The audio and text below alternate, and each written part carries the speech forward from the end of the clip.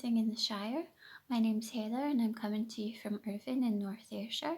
This is a knitting podcast where I talk about my knitting, about a little bit of history hopefully at various points. Just the usual format, finished objects, works in progress, previous projects, things that are inspiring me, a little bit about where I live, which is Irvine in North Ayrshire, so it's a part of Scotland. It's a little coastal town. Not that many people have heard of it, so I'd like to introduce you to some of the sort of wonders of North Ayrshire too. You might know the Almanac knitter who has a knitting podcast.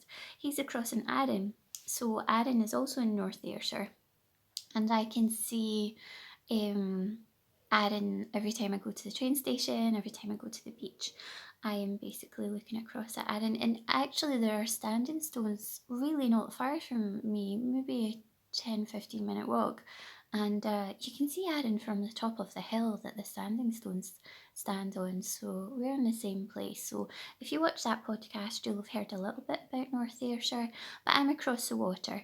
And there's some really lovely things to show you across here too, so I hope to do that at various points throughout the podcast. I apologise if I look like death warmed up. I have been really unwell, and I'm still recovering, so I'm not my best self right now. That's also the reason, well, one of the many reasons that it's taken me a wee while to do a podcast. So today I have two finished objects, one of which I'm wearing that I'll talk to you a little bit about later, and I have two works in progress, and I'm going to show you a previous project as well, and I'll explain why at the time. If you can hear little noises in the background, as usual, that's my little dog Charlie, who likes to make himself known sometimes. So he is a little dog. He is half Chihuahua, half Toy Yorkie, and he's absolutely the love of my life. If you've read Robin Hobb's The Elderlings series, he is my night eyes. Like, he is my night eyes. So yeah, if you hear him, I apologise because the noises he makes are usually a little bit weird and yucky. I filmed a little intro in June, so it is August the 10th right now, and I am wearing a jumper that I knitted in fingering weight held double with Mohair, and I am not too hot. I mean, I think that says pretty much everything about Scottish summer. But the intro, I filmed that in June, I think it was June anyway. And it was one of the rare sunny days, and Charlie and I were outside in the garden, and I was sitting out there knitting with him, and I thought, oh, I'm going to film this. This is so cute. So that's the intro. But today the weather is not like that at all. I think possibly our summer days are over. We only had a few, so it's definitely not been the best summer this year. So yeah, I will start off with finished objects, go on to works in progress, show you the previous thing that I knitted, and maybe chat to you a little bit about Irvine, about knitting, about what's going on in the world. There's some really serious stuff going on in the UK at the moment. It's just really distressing and awful. I am a museum curator, but I'm also a qualified cognitive behavioural therapist, and I might talk a little bit about dealing with some of the stress and anxiety that's going on. I mean, just the world over, isn't it? Although a lot of people are enjoying the Olympics at the moment too. So yeah, that's what's coming up. So grab a cup of tea, a cup of coffee, knitting, crochet, anything that you want to do with your hands. And I don't think it'll be too long of an episode because I'm still not entirely well, but yeah, thanks for joining me. Do you know, I've been watching knitting podcasts for years. I started watching them during the COVID pandemic, just because I was at home a lot and I was picking up knitting again. I was really into it and I watched so many podcasts. I just watched them for hours and hours. I've just noticed something that's it's just gonna irritate me the whole time. Right, And I just have this newfound appreciation for what they did, because I can't seem to get good camera angles. I can't seem to get good sound or good lighting, and I watch the podcasts with this newfound respect. I'm just like, wow, you guys have really nailed this. I'll get there eventually, hopefully. I don't know how to look directly at you. I don't know where the camera is or anything, so sorry about that. It looks like I'm constantly looking up at the sky. I am going to talk to you about my first finished object now. In the previous episode, I showed you an owl Nouveau cowl that I had knitted for myself, and I was using it as a plant pot cover. And I introduced the owl Nouveau cowl that I was knitting for my beautiful, lovely, intelligent friend Colleen from America, and I finally finished it. Honestly, it took me so long. It was kind of unforgivable because I told her I was going to send it to her like last winter. So, but I finished it. I say I finished it. I haven't actually woven in the end yet, which again, unforgivable. But oh, it's got fluff on it. Sorry. Yay! You will instantly spot a mistake that I made. I didn't make it all the way around. I managed to get it right. Do you know? But there's this one mistake. I'm sure you spotted it. But yes, so I have still got to weave the ends in. I know a lot of people struggle with that. I just haven't had it in me yet to do it, and then becoming ill, kind of. But yeah, I just love this pattern so much. Isn't it pretty and just really lovely? So I'll point out the mistake in case you didn't spot it. There. I don't know how I did that, and I don't know how I didn't notice it. I didn't do that last time, so I'm just gonna Swiss darn over that, because yeah, that's really annoying and unfortunate. So, but yeah, other than that, that's the only mistake, but it's quite a big one. Yeah, that's the only mistake, but it's a pretty big one, so I'm gonna fix that. So this is designed to be worn around the neck. I haven't actually tried this on to see just how it sits. I don't want to do that because, you know, this is a gift and I don't want to mess it up for my friend Colleen. But the other one I knitted was pretty much the same dimensions, so it sits quite high, but it means that you can, you know, like if you're out cycling or you're out walking or something, you can actually pull it up, you know, over your face to keep you warm when it's really, really cold. So it's not a bad thing, and it kind of flops down otherwise really nicely. So I recommended this pattern in the last episode. It's Hunt Hand Knits. You'll find her on Instagram and Ravelry, and she does quite a lot of patterns, but mostly cowls, and they're amazing. I've got the pattern for dinosaur fossils, and there's a beautiful moth one. They're like works of art. I mean, you can tell from this one, they're not the run-of-the-mill kind of colour work cowls. They're just really lovely. So for this one, I used Drops Daisy in the colour Parrot and Pistachio Cream.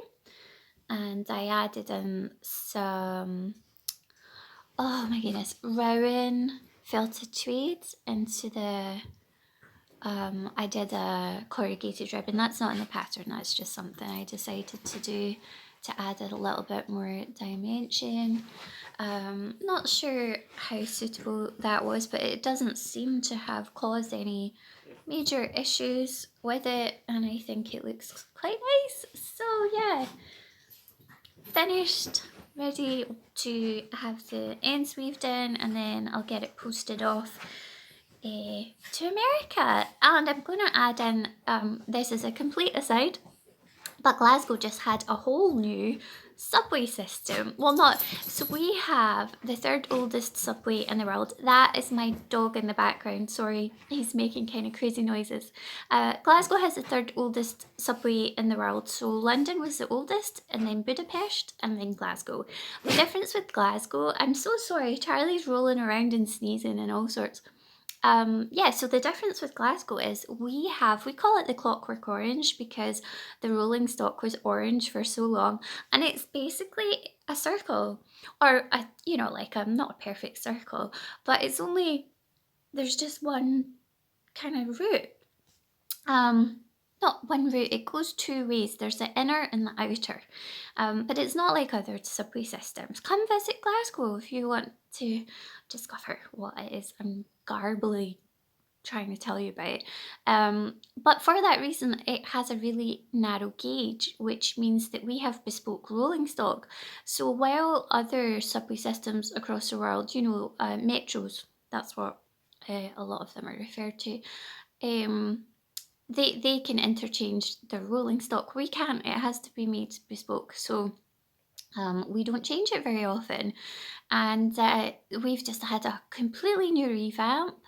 They're very, very different. I haven't had a chance to go on them yet, actually. The differences are you can see through from one carriage to the next, which you couldn't do before. And before, if you wanted to avoid, say there was some drunken person bothering you on your carriage, you'd have to wait until the next stop, jump off, and then jump on the next carriage to get away from them. Whereas now you can walk right the way through. And it's kind of white, the sort of, I don't know what you call it, but the, you know, the outside of the carriages have been decked out in this kind of white.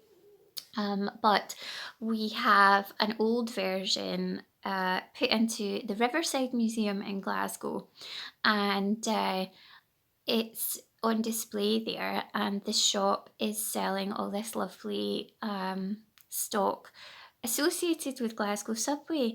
And my friend that I'm gifting this to, she lived in Glasgow for a long, long time, and she worked for Glasgow Museums.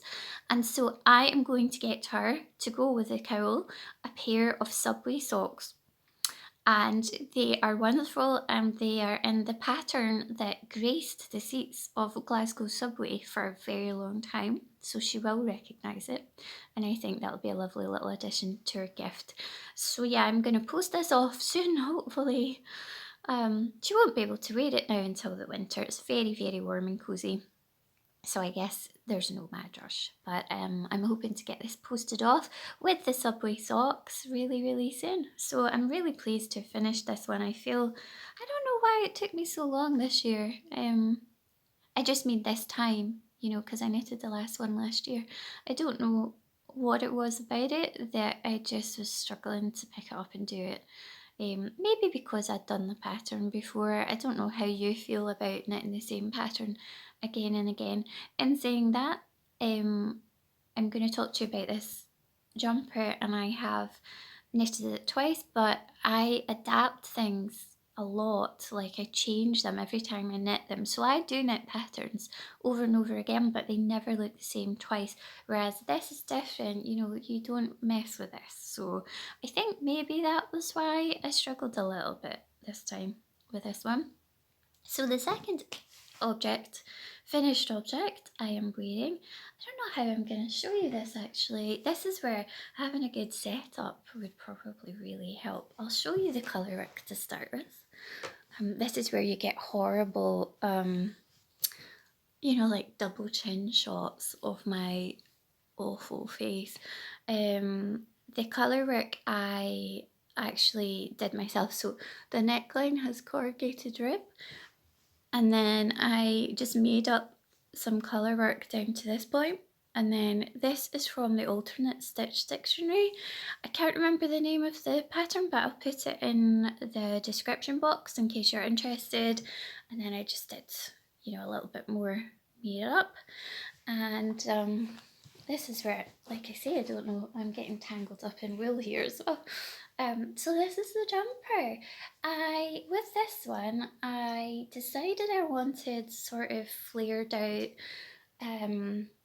sleeves that come down to basically my elbow. And I didn't do ribbing at the bottom. I did this. And I did the same at the sleeves.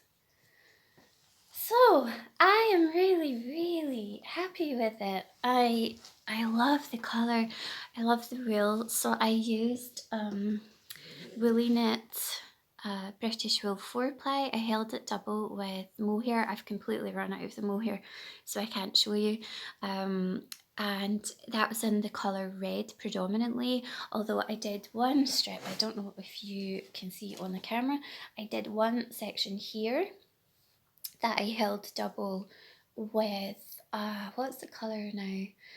Dusky Rose, I think, which is basically a very dark pink colour. And I love the colour so much. I said in the last episode as well, there's something about this colour that's so happy and bright, and I just think that when winter comes and it's properly cold, wearing this jumper, I think it's just going to cheer me up no end. I love it, and in the colour work, there's a whole variety of yarns in here. This is Drops Charisma in the colour, oh, I can't remember what it was, Cherry Red. So this is Drops Charisma in Cherry Red. I got some of the orange, particularly the very bright orange. It's just random sort of wools that I had kicking about, which is what I love about colour work, is that you can take sort of ends from other projects and incorporate them into your jumpers. So I love this pattern. This is Jessica McDonald's Woodsmoke. She so generously created a 4-hour tutorial video on how to knit this jumper. So if you've never knitted a jumper, or I think in America you call it a sweater, if you've never knitted one before, I highly recommend this pattern. She goes into such incredible detail, and it's also very well written.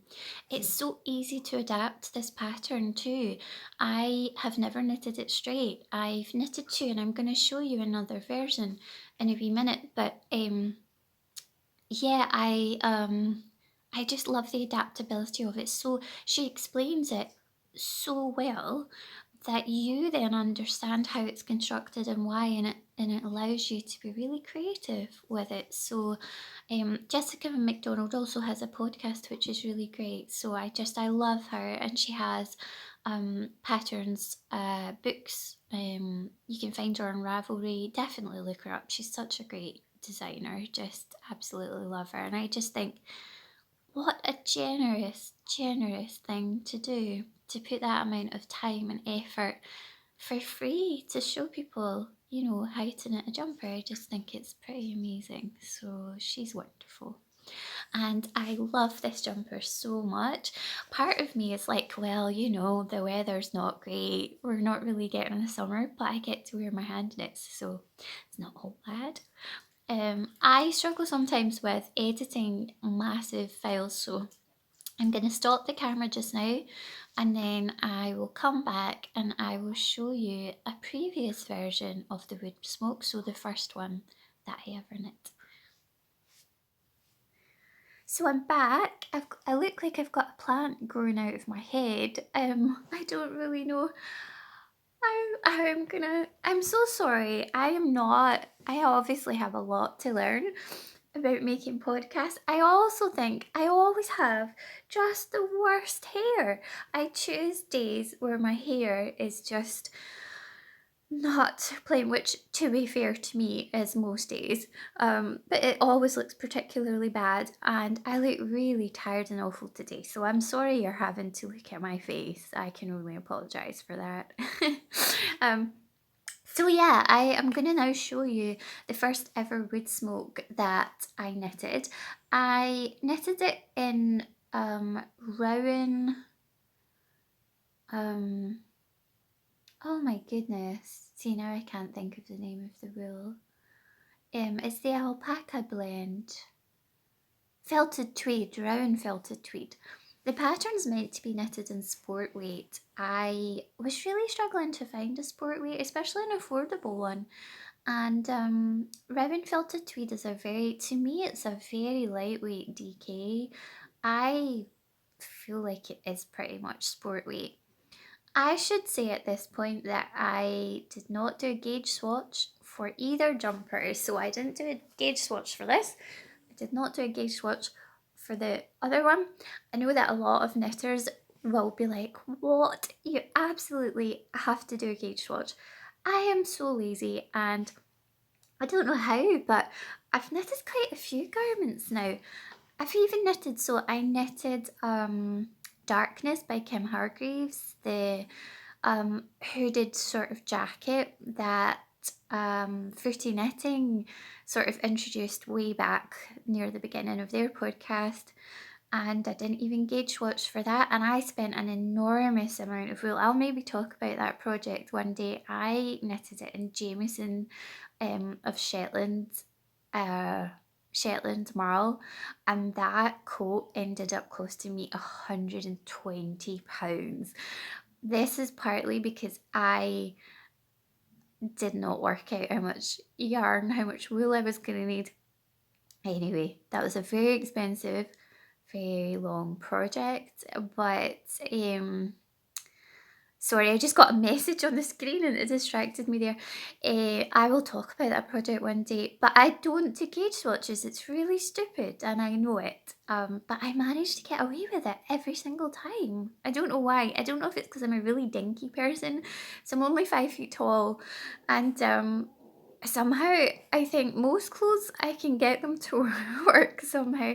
So you'll probably be like, yeah, well, that jumper could fit you better. And you would be right, because I guess none of them fit me perfectly, but I'm really happy with them the way they are. But I should really gauge swatch.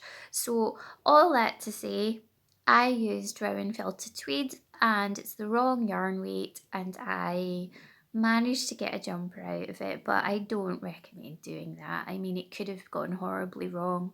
One of the good things about this pattern is it's knitted top down, and it's a circular yoke, which means you can try it on. So I think that's been my saving grace with both of these jumpers, is that I've been able to try them on as I go.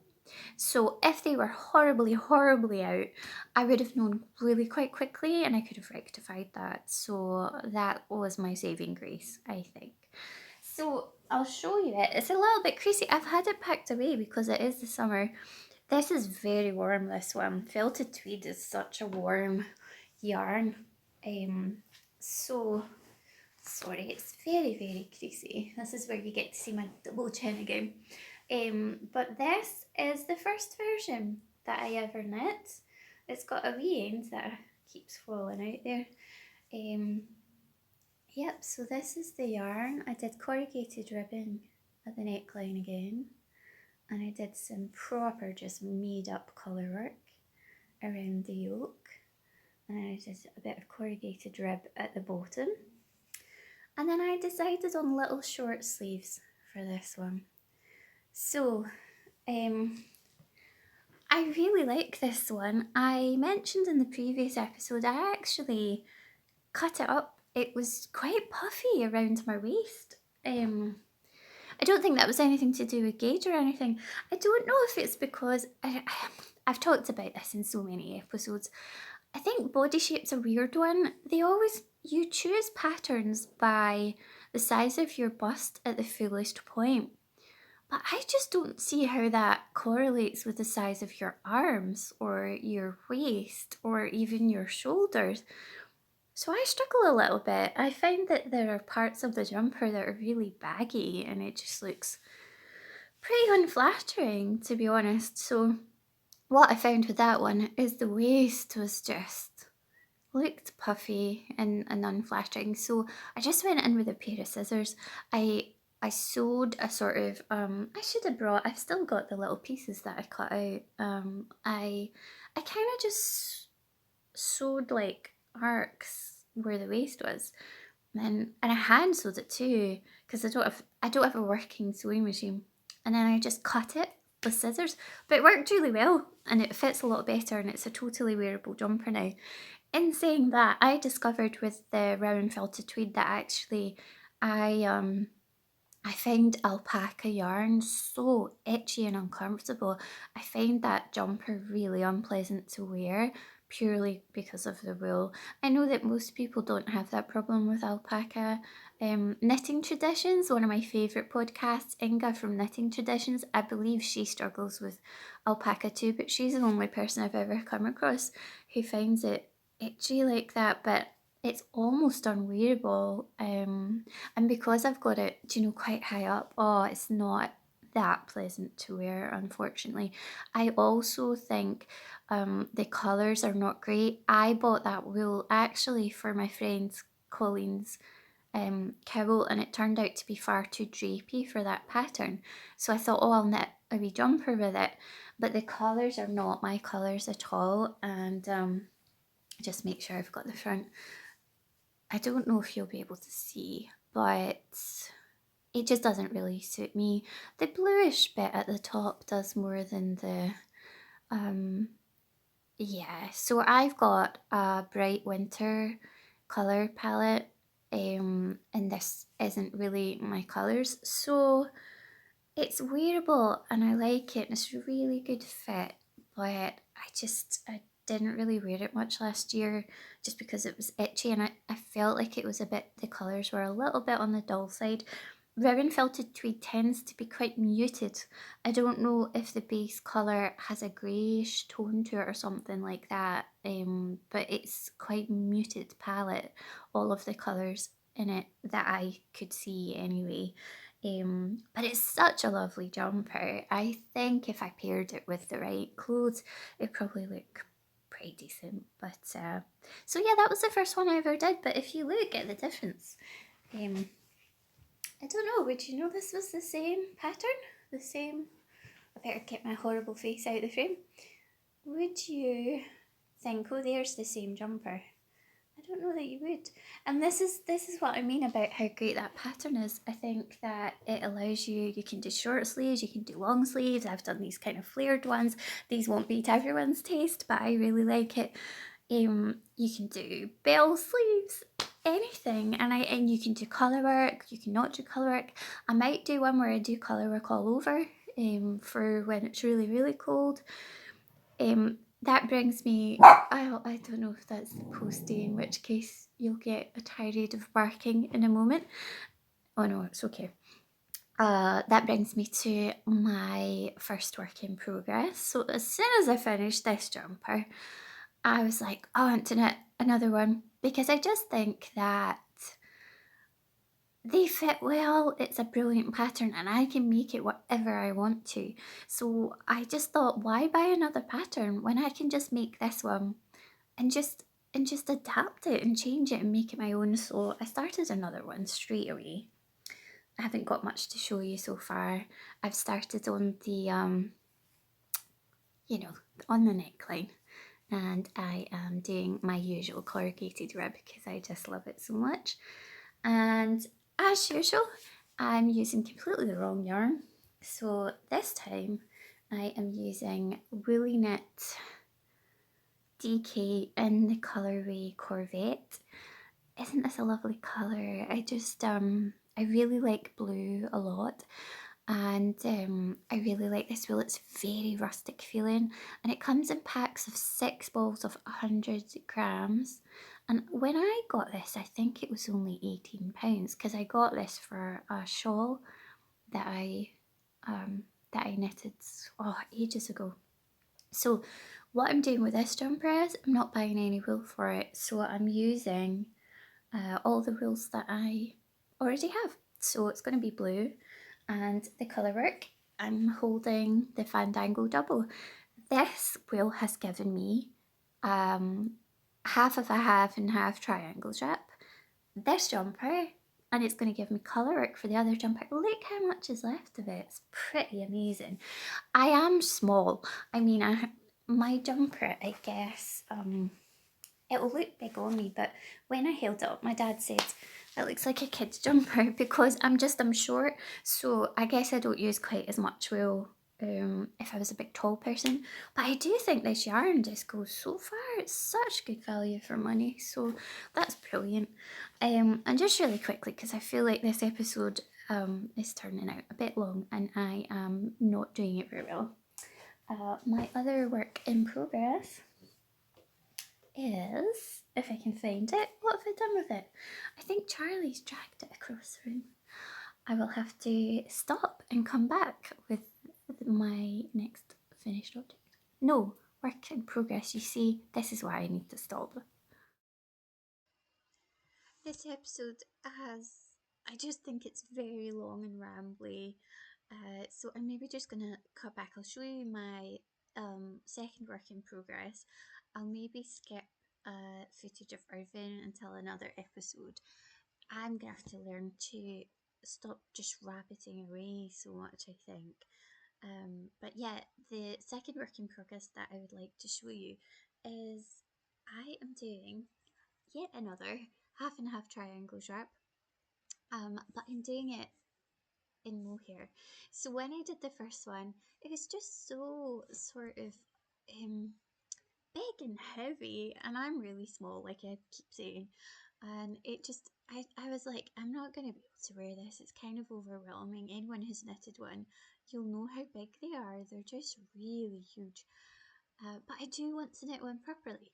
So I am knitting a mohair version because it'll be really warm. It'll be very lightweight and it's not going to feel like having a big massive blanket, I think, anyway. I don't think the camera's picking this up very well. I've got a light maybe I should have put on. I'm not sure. I've also switched cameras. I was using my smartphone before, and it was a bit of a nightmare. So I've switched to my laptop camera, which I think is a lot more forgiving on my incredibly tired, getting over a horrible infection face. So maybe I should use this camera more often because I think it's a lot more forgiving. Um, and also I'm not using false light, so I'm sorry if it's a little bit, it's not as sharp.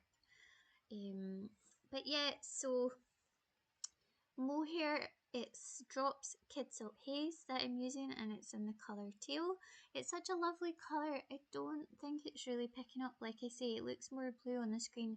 In real life, it's got this lovely greenish, like it's a very kind of greeny blue. It's really pretty. It's a bit like, I don't know, like peacock blue sort of colour.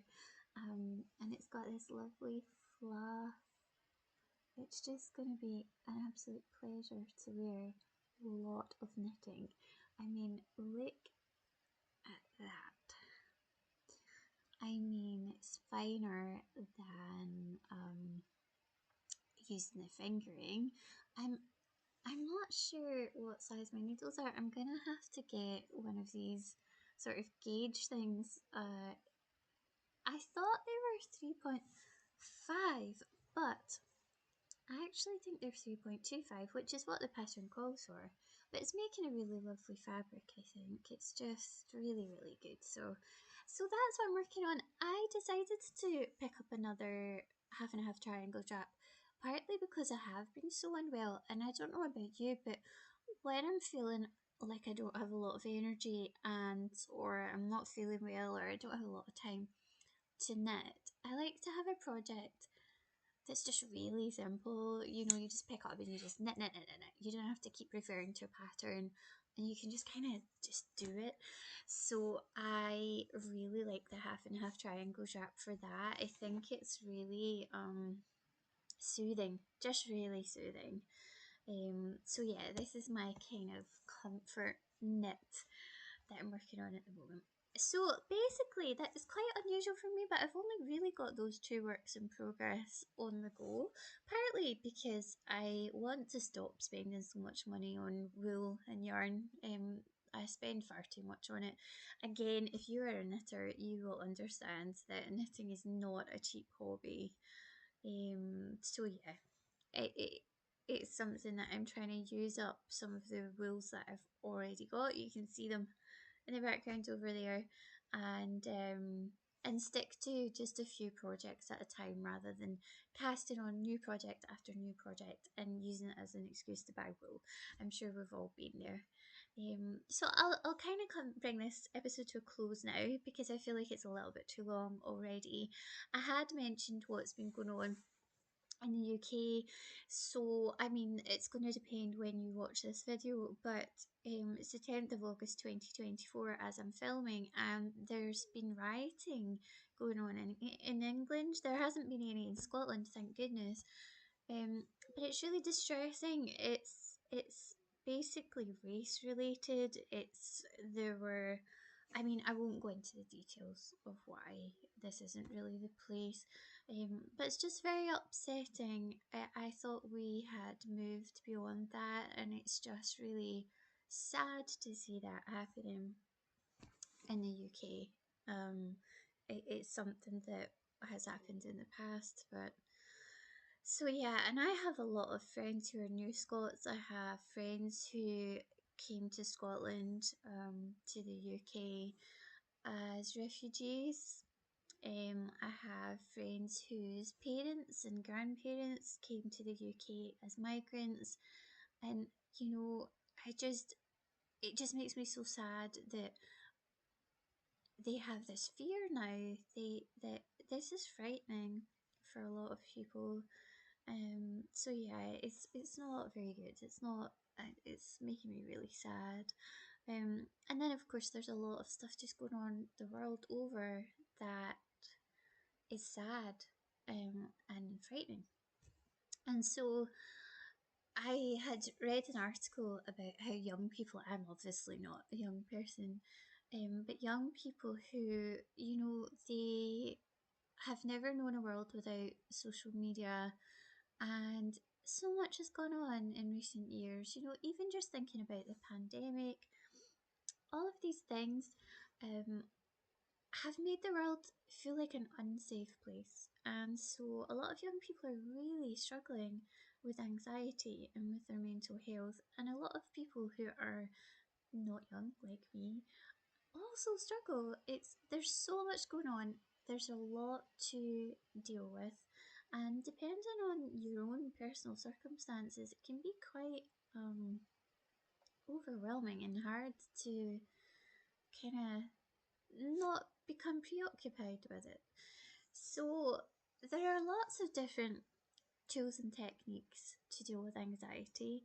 I was wondering if I could use this podcast to introduce a few techniques every now and again. Because I want to keep this episode short, I've decided just to talk about one method that you can do if you are in a situation where you feel panicky. So if you feel like you're on the brink of a panic attack, and I know a lot of people struggle with that, and that can be triggered by any number of things.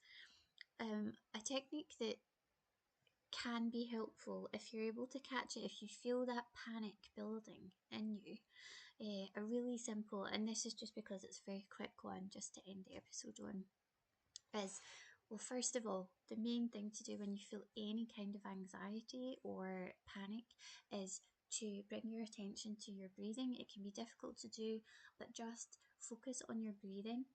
A good thing to do is to consciously breathe in through your nose and out through your mouth. Don't force a pace that doesn't feel natural, but if you're panicking, you're probably breathing faster than is helpful. So if you breathe in through your nose and out through your mouth, it has an actual tangible effect on your anxiety levels. It can be helpful when you do the out breath to do it as though you're blowing out a candle. So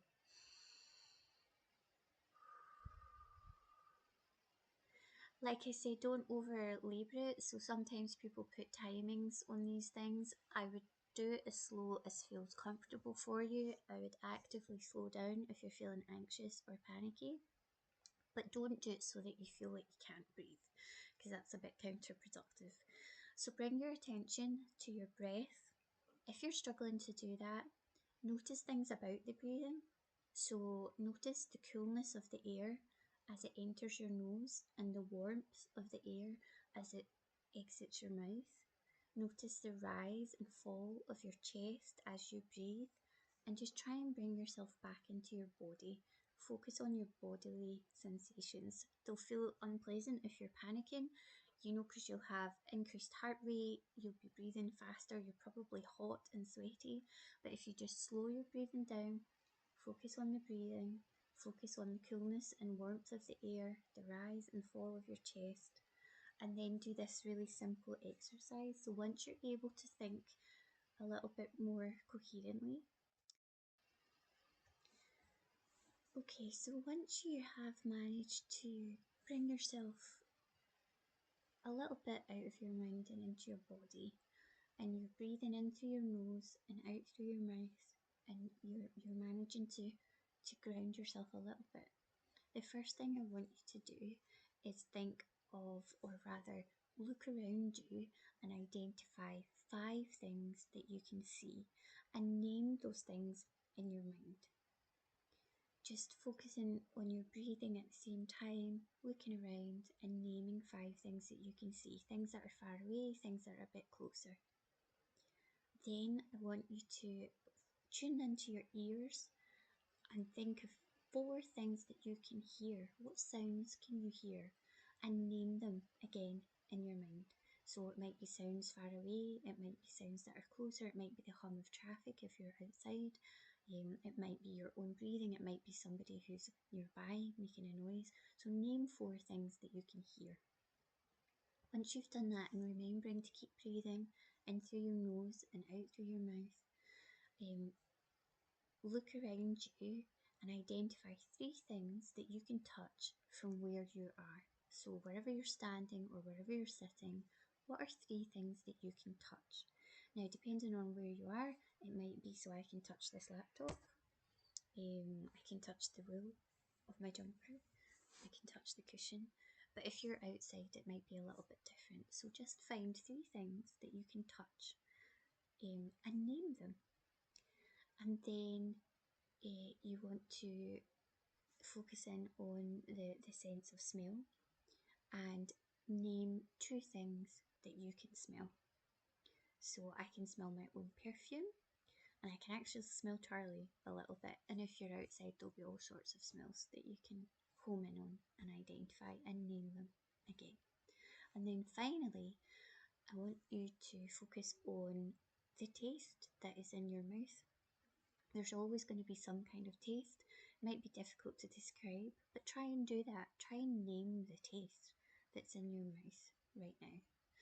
So when you have done those 5 things and focused on your breathing, it should have grounded you a little bit. So this is just a short exercise. It's been proven to be quite effective to just take you from that level of panic that sometimes can come over us in different situations. And so if you're out and about, if something starts kicking off, or you're in a really stressful situation, if you're in a situation that makes you panicky, so for example, really crowded, loud places make me feel quite panicky, and I'll do this exercise just to ground myself until I can extricate myself from that situation. I hope that's helpful. There are lots of other tools and techniques that you can use to kind of reduce anxiety, stress and panic. But like I say, this episode has turned out to be really long, so I wanted to kind of offer up quite a short one. But I hope you're all safe and well, and wherever you are in the world, I know that there are all sorts of things happening all across the globe. Remember too that while the news and the media can be full of just humanity's inhumanity to one another, that actually there is so much good in the world. There's a book called Humankind that looks at that wherever you see cruelty and sort of challenges in the world, you will also find human kindness and human goodness, because at heart we do care about one another. So that's something to remember. I recommend the book Humankind if you need to be reminded of the fact that for all the bad in the world, there is a lot of good, and a lot of good people, and a lot of kind people. I, for one, know that the knitting community can be quite cathartic and quite a support when people are feeling isolated or lonely. So I'm really proud to be a part of the knitting community for that reason. And knitting itself, I find very soothing and very good for the mental health. Um, so yeah, I hope that wherever you are, that you're well. I'm very grateful to you for joining me for this episode. If you've made it this far, wow, thank you. Because yes, I have not done this very well today for sure. And I look so bad. I don't think I've ever looked so bad. I just am like tired and ill, and I look ancient and just exhausted. I've got big bags under my eyes, so can't have been fun watching me for this length of time. So thank you if you did, and I'm looking forward to making another episode.